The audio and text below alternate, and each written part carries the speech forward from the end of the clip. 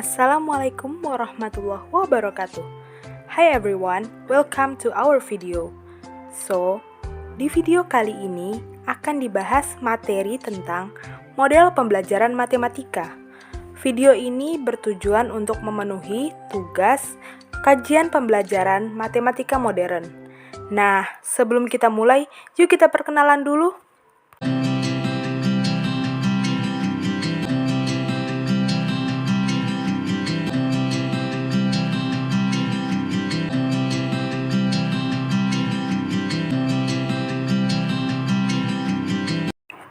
Model pembelajaran.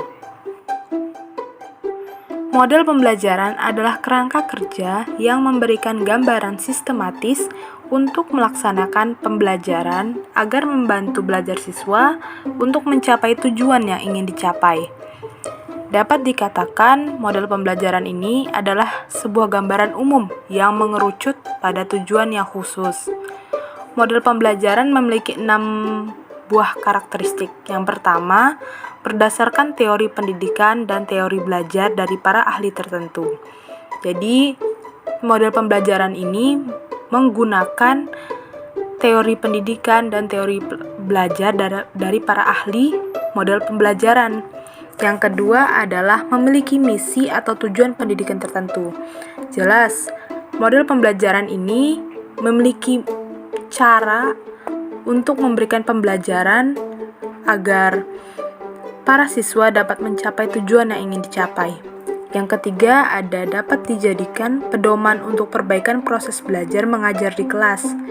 Yang keempat, memiliki bagian-bagian model yang dinamakan urutan langkah-langkah pembelajaran atau biasa disebut dengan tutorial ya, tata cara. Terus adanya prinsip-prinsip reaksi, sistem sosial, dan sistem pendukung. Yang kelima, memiliki dampak sebagai akibat penerapan pembelajaran. Dan yang keenam, yaitu membuat persiapan mengajar dengan pedoman model pembelajaran yang dipilihnya. Model pembelajaran sendiri bisa kita lihat implikasinya dalam surah An-Nahl ayat 125.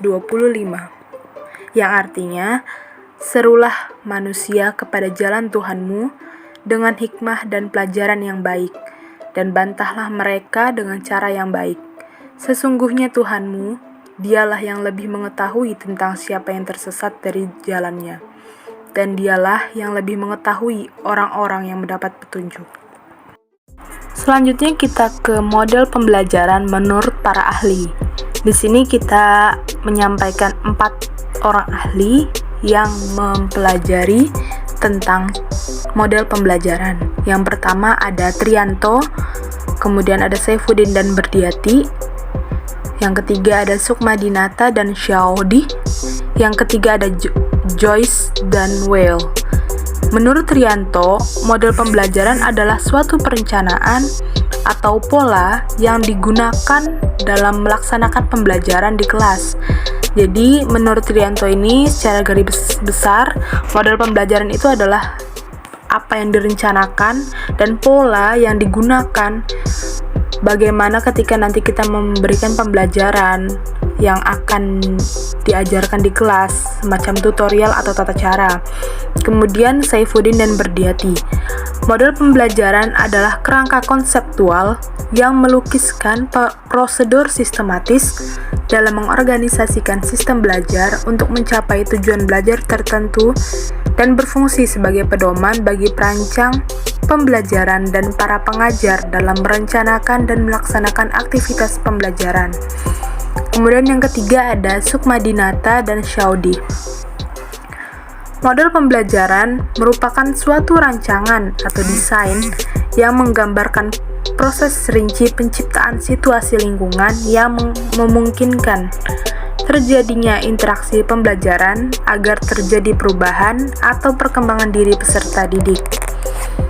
Yang terakhir ada Joyce and Weil. Menurut Joyce and Weil, model pembelajaran itu ialah suatu rencana atau pola yang bahkan dapat digunakan untuk membentuk kurikulum, rencana pembelajaran jangka panjang, merancang bahan-bahan pembelajaran, dan membimbing pembelajaran di kelas atau lingkungan belajar lain. Model pembelajaran matematika. Saat ini masih banyak guru yang menggunakan metode konvensional dalam pembelajaran matematika, di mana guru dianggap sebagai sumber ilmu yang memiliki peran sangat penting di dalam kelas, hanya dengan menyampaikan materi serta memberi contoh soal, lalu juga memberikan soal. Sedangkan siswa cukup mendengarkan materi yang disampaikan, lalu mencatat, menghafal, dan juga mengerjakan soal. Sedangkan konsep ini hanya diingat dan akan dihafalkan. Apabila model pembelajaran matematika hanya menggunakan metode konvensional, maka minat siswa tidak akan meningkat. Untuk mengatasi hal ini, salah satu alternatifnya yaitu dengan menggunakan model pembelajaran matematika. Ciri-ciri model pembelajaran. Ciri-ciri ini hampir sama dengan karakteristik yang disampaikan pada slide pertama. Yang pertama yaitu berdasarkan teori pendidikan dan teori belajar dari para ahli tertentu. Yang kedua memiliki misi atau tujuan pendidikan tertentu. Yang ketiga dapat dijadikan pedoman untuk perbaikan kegiatan belajar mengajar di kelas, misalnya model sinetik. Yang keempat memiliki bagian-bagian model yang dinamakan yang pertama urutan langkah-langkah, kayak tutorial, tata cara. Yang kedua adanya prinsip-prinsip reaksi, sistem sosial, dan sistem pendukung. Yang kelima memiliki dampak sebagai akibat terapan model pembelajaran. Yang keenam membuat persiapan mengajar dengan pedoman model pembelajaran yang dipilihnya. Fungsi model pembelajaran ialah pedoman dalam perancangan hingga pelaksanaan pembelajaran. Pernyataan tersebut sejalan dengan pendapat Trianto yang merupakan salah satu ahli di bidang model pembelajaran yang mengemukakan bahwa fungsi model pembelajaran ialah pedoman bagi perancang pengajar dan para guru dalam melaksanakan pembelajaran. Oke, setelah kita mencari tahu, maka akan dijabarkan beberapa model pembelajaran matematika. Yang pertama yaitu model pembelajaran discovery learning, yaitu cara untuk menemukan sesuatu yang bermakna dalam pembelajaran.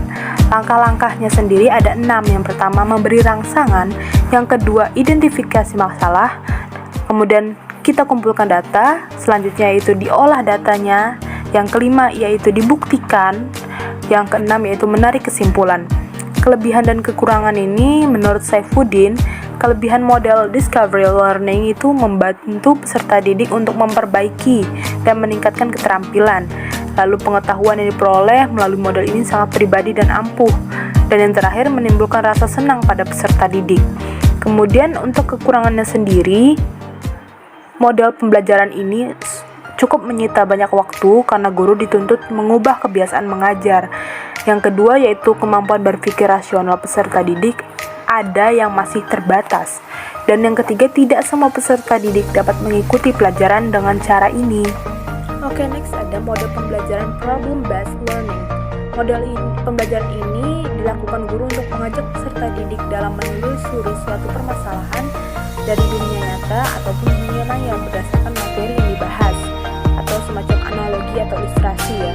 Langkah-langkah dalam model pembelajaran ini ada 5. Yang pertama orientasi siswa terhadap masalah. Yang kedua mengorganisasikan siswa untuk belajar. Yang ketiga membimbing penyelidikan individual atau kelompok. Yang keempat mengembangkan dan menyajikan hasil karya. Yang kelima menganalisis dan mengevaluasi proses pemecahan masalah. Kelebihan dan kekurangan dari model pembelajaran ini. Untuk kelebihannya ada 4.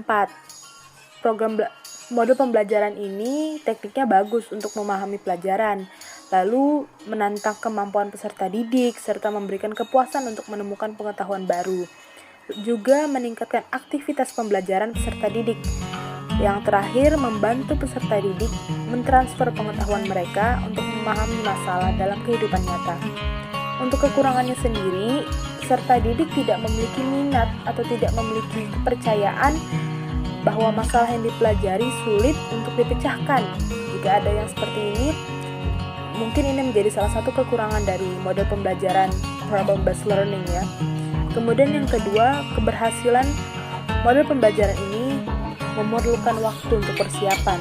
Yang terakhir, tahap pemahaman mengapa mereka berusaha untuk memecahkan masalah yang sedang dipelajari. Oke, and the next, model pembelajaran inquiry based learning. Model pembelajaran ini cara yang dapat digunakan guru untuk merangsang rasa ingin tahu peserta didik dalam menjelajahi sumber sampai ke akar yang akan dijadikan penambah wawasan sebagai jawaban dari suatu masalah. Langkah-langkah ini sama persis hampir sama dengan model pembelajaran discovery learning. Ada 6. Yang pertama, pemberian rangsangan atau stimulation. Yang kedua, ada identifikasi masalah, pengumpulan data, pengolahan data, pembuktian, dan menarik kesimpulan. Kemudian ada kelebihan dan kekurangannya. Kelebihannya ada 3. Yang pertama, menekankan pada pengembangan aspek kognitif secara progresif. Yang kedua, peserta didik lebih aktif dalam mencari dan mengolah informasi. Dan yang ketiga, peserta didik memahami konsep-konsep dasar dan ide-ide dengan baik.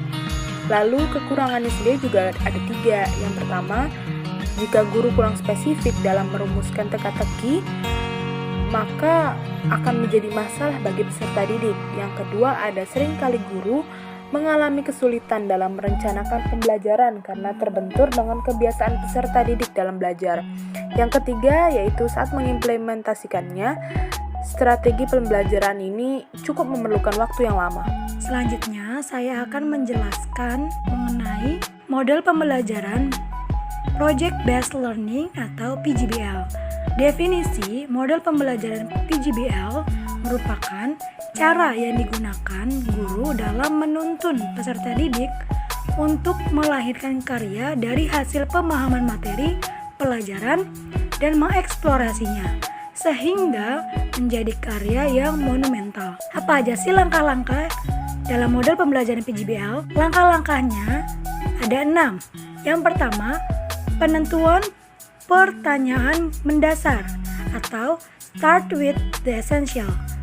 Kemudian yang kedua, mendesain perencanaan project atau design a plan for the project.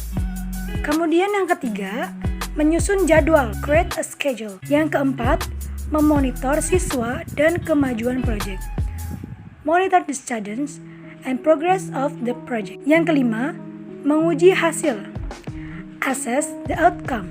Yang terakhir, yang keenam, yaitu mengevaluasi pengalaman, evaluate the experience. Model pembelajaran Project Based Learning PGBL memiliki kelebihan dan kekurangan. Adapun kelebihan yang dimiliki model pembelajaran PGBL yaitu yang pertama, model ini bersifat terpadu dengan kurikulum sehingga tidak memerlukan tambahan apapun dalam pelaksanaannya. Yang kedua, peserta didik bekerja terlibat dalam kegiatan dunia nyata dan mempraktikkan strategi otentik secara disiplin. Yang ketiga, peserta didik bekerja secara kolaboratif untuk memecahkan masalah yang penting baginya. Yang keempat, teknologi terintegrasi sebagai alat untuk penemuan, kolaborasi, dan komunikasi dalam mencapai tujuan pembelajaran penting dalam cara-cara baru. Selanjutnya, yang kelima itu meningkatkan kerjasama guru dalam merancang dan mengimplementasikan proyek-proyek yang melintasi batas-batas geografis. Nah, dari kelebihan tersebut, model pembelajaran PGBL memiliki kekurangan juga, yaitu yang pertama, membutuhkan banyak waktu untuk menyelesaikan masalah dan menghasilkan produk. Yang kedua, membutuhkan biaya yang cukup. Kemudian yang ketiga, membutuhkan guru yang terampil dan mau belajar. Kemudian yang keempat, membutuhkan fasilitas, peralatan, dan bahan yang memadai. Yang kelima, tidak sesuai dengan peserta didik yang mudah menyerah dan tidak memiliki pengetahuan serta keterampilan yang dibutuhkan. Dan yang terakhir, yaitu kesulitan melibatkan semua peserta didik dalam kerja kelompok. Selanjutnya, saya akan menjelaskan mengenai model pembelajaran yang kelima, yaitu model pembelajaran Cooperative Integrated Reading and Composition atau CIRC. Apa sih model pembelajaran CIRC? Nah, model pembelajaran CIRC merupakan model pembelajaran yang mengharuskan peserta didik bertanggung jawab terhadap tugas kelompok. Nah, model pembelajaran CIRC mendidik peserta didik mampu berintegrasi sosial dengan lingkungan. Nah, untuk langkah-langkahnya yaitu ada 5. Yang pertama, membentuk kelompok heterogen beranggota 4 orang. Kemudian yang kedua, guru memberikan wacana atau clipping sesuai dengan topik pembelajaran. Kemudian yang ketiga, peserta didik bekerja sama saling membacakan dan menemukan ide pokok dan memberi tanggapan terhadap wacana atau clipping dan ditulis pada lembar kertas. Kemudian yang keempat, mempresentasikan atau membacakan hasil kelompok. Kemudian yang terakhir, guru dan peserta didik membuat kesimpulan. Nah, model pembelajaran CIRC memiliki kelebihan dan kekurangan juga. Adapun kelebihan yang dimiliki model pembelajaran CIRC yaitu yang pertama, model ini sangat tepat untuk meningkatkan pemahaman peserta didik terhadap materi pembelajaran. Kemudian yang kedua, peserta didik memiliki ketelitian terhadap hasil belajar karena bekerja dalam kelompok. Kemudian yang ketiga, peserta didik dapat memahami makna soal dan saling memeriksa pekerjaan. Kemudian yang keempat, meningkatkan hasil belajar khususnya dalam menyelesaikan soal. Kemudian kelebihan yang kelima, peserta didik dapat memberikan tanggapan secara bebas, dilatih untuk dapat bekerja sama dan menghargai pendapat orang lain. Nah, sedangkan model pembelajaran CIRC memiliki kekurangan, yaitu pada saat presentasi hanya siswa yang aktif yang tampil, memerlukan waktu yang relatif lama. Adanya kegiatan-kegiatan kelompok yang tidak bisa berjalan seperti apa yang diharapkan. Tapi, penggunaan model CIRC menimbulkan masalah, yaitu apabila guru sedang membimbing satu kelompok, yang lain juga perlu. Hal ini yang bisa menjadi permasalahan karena bisa jadi waktu habis dan kondisi kelas tidak beraturan.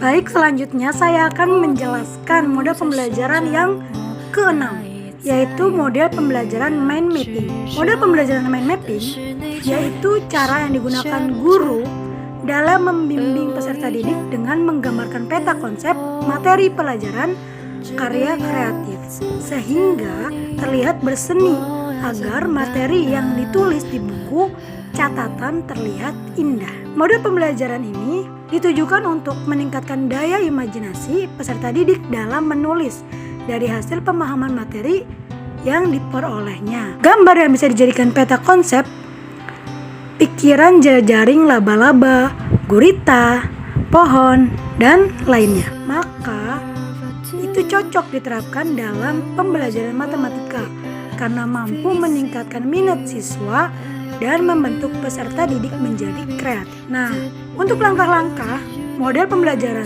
mind mapping itu yang pertama, mulai dari bagian tengah permukaan sebuah kertas kosong dengan sisi terpanjang diletakkan mendatar atau bisa disebut landscape. Kemudian yang kedua, memilih gambar yang bisa dijadikan peta konsep pikiran. Selanjutnya yang ketiga, menggunakan warna pada seluruh gambar agar terlihat indah.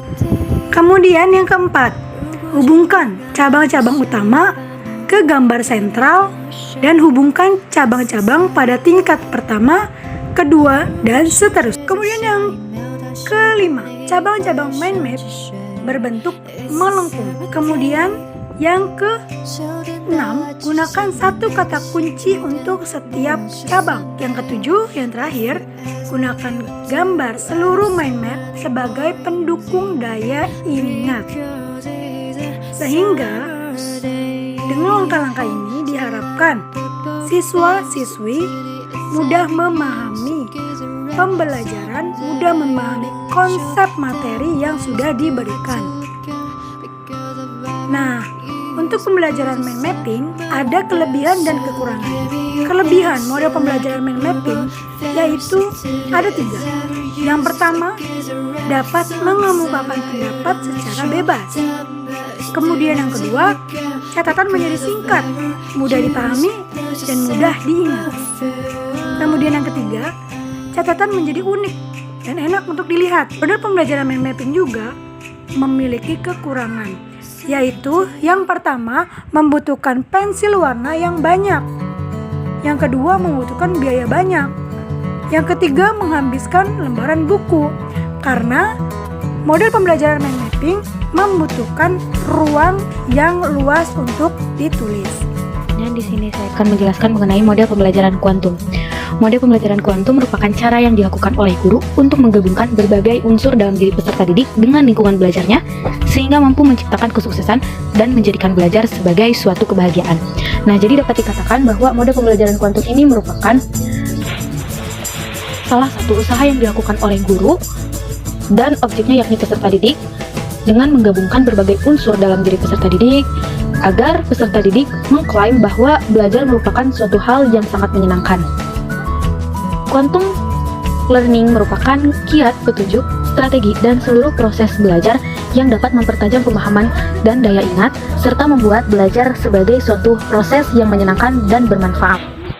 Quantum learning ini menganggap bahwa sugesti dapat dan pasti mempengaruhi hasil situasi belajar, dan setiap detail apapun memberikan sugesti positif atau negatif.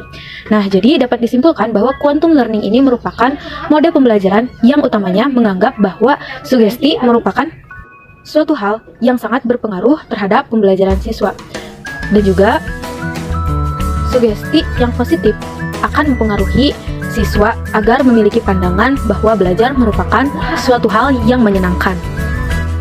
Tokoh utama di balik model pembelajaran kuantum ini yakni Bobby DePorter. Nah, pada awal tahap perkembangannya, quantum learning ini bertujuan untuk membantu meningkatkan keberhasilan hidup dan karir para remaja di rumah. Namun, lama-kelamaan orang menginginkan DePorter untuk mengadakan program quantum learning bagi orang tua siswa. Hal ini menunjukkan bahwa falsafah dan metodologi pembelajaran yang bersifat umum, tidak secara khusus, dan juga diperuntukkan bagi pengajaran di sekolah. Langkah model pembelajaran kuantum. Terdapat dua sudut pandang langkah-langkah model pembelajaran kuantum ini.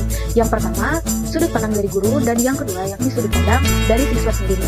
Nah, kegiatan yang dilakukan guru dalam menjalani model pembelajaran kuantum ini diantaranya yakni memberi salam, mengajak peserta didik berdoa, mengajak peserta didik bernyanyi, melakukan apresiasi, menyampaikan tujuan pembelajaran, memotivasi agar peserta didik semangat.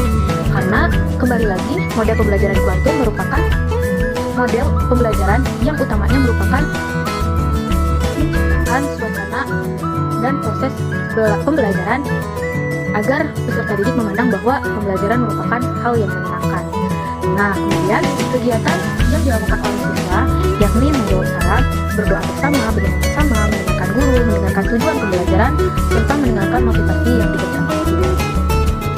Nah, dengan kegiatan-kegiatan seperti itu diharapkan siswa dapat mengklaim pembelajaran merupakan suatu hal yang dianggap kebahagiaan. Tujuan dari pembelajaran model kuantum ini yang pertama yaitu tentunya untuk menciptakan lingkungan belajar yang efektif. Yang kedua, untuk menciptakan proses belajar yang menyenangkan. Yang ketiga, yaitu untuk menyesuaikan kemampuan otak dengan apa yang dibutuhkan oleh otak. Yang keempat, yakni untuk membantu meningkatkan keberhasilan hidup dan karir. Dan yang terakhir yaitu untuk membantu mempercepat dalam proses pembelajaran.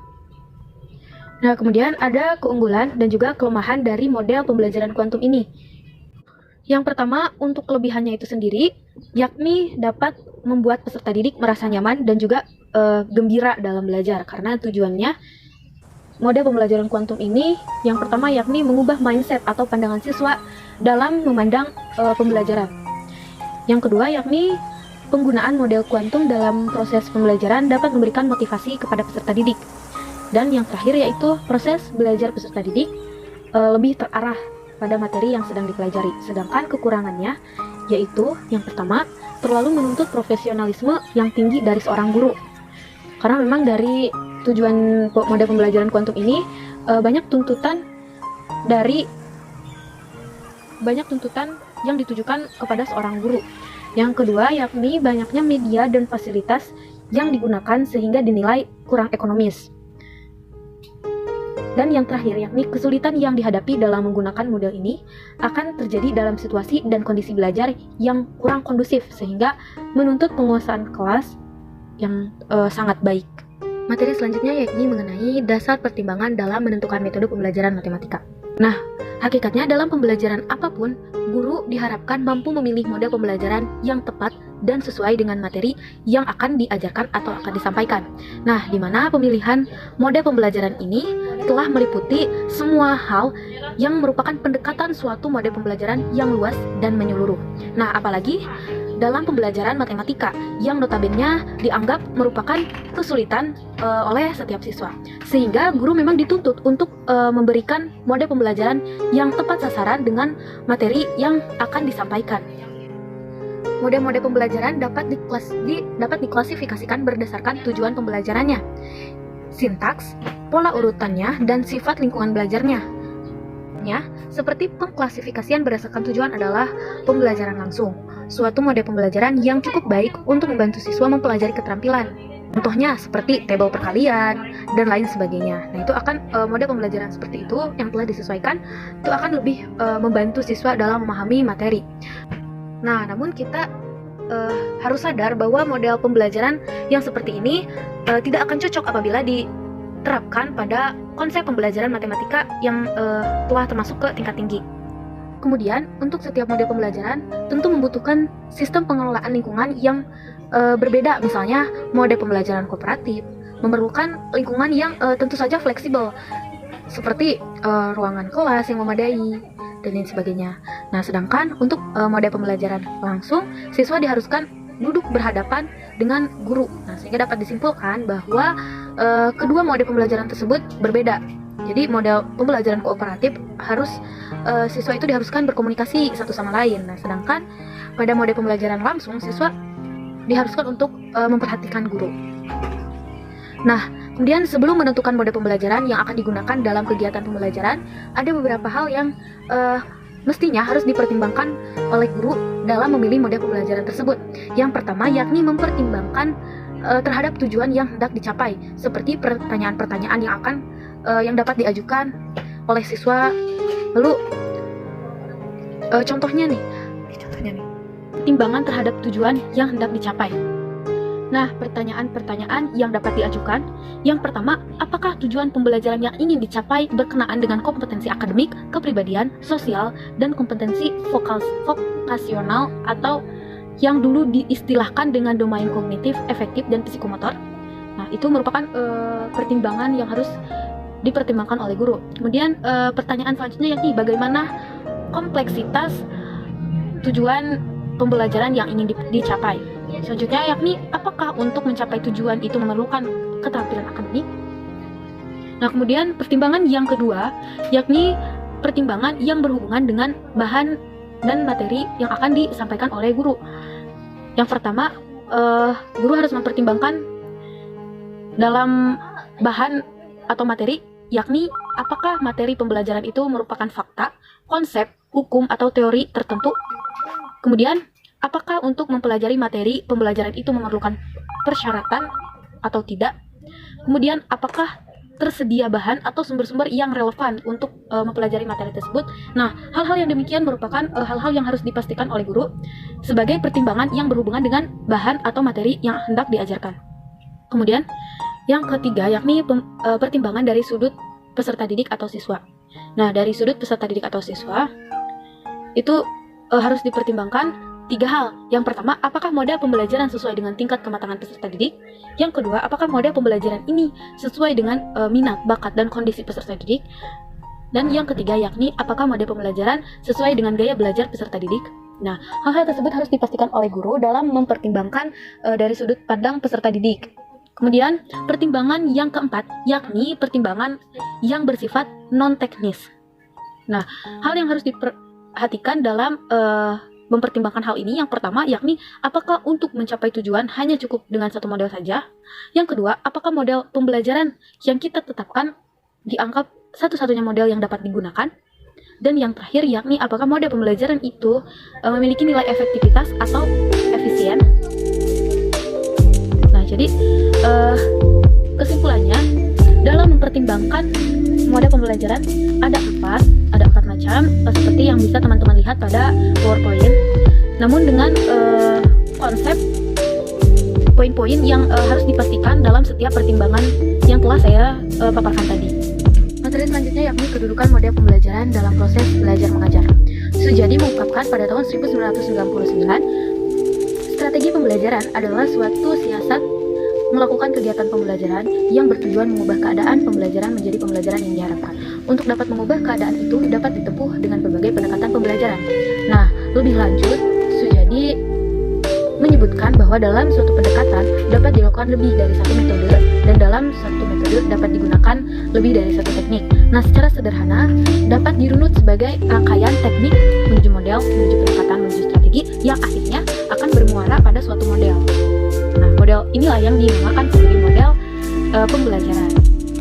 Nah, istilah model pembelajaran ini berbeda dengan strategi pembelajaran, metode pembelajaran, dan pendekatan pembelajaran. Model pembelajaran meliputi suatu model pembelajaran yang luas dan menyeluruh. Konsep dari model pembelajaran lahir dan berkembang dari pakar psikologi dengan pendekatan dalam setting eksperimen yang dilakukan. Nah, konsep pembelajaran ini pertama kalinya dikembangkan oleh Bruce, Joyce, Weil, dan Soward. Nah, model pembelajaran memiliki kedudukan yang sangat penting untuk mendukung keberhasilan proses belajar. Menurut John Roth, kedudukan model dalam pembelajaran yang pertama yakni sebagai alat motivasi ekstrinsik. Tidak satupun kegiatan belajar mengajar yang tidak menggunakan metode pengajaran. Hal ini berarti seorang guru memahami kedudukan metode sebagai alat motivasi ekstrinsik dalam kegiatan belajar mengajar. Nah, sedangkan menurut Chardiman dalam John Roth adalah motif-motif yang berfungsi sebagai karena adanya perangsang dari luar.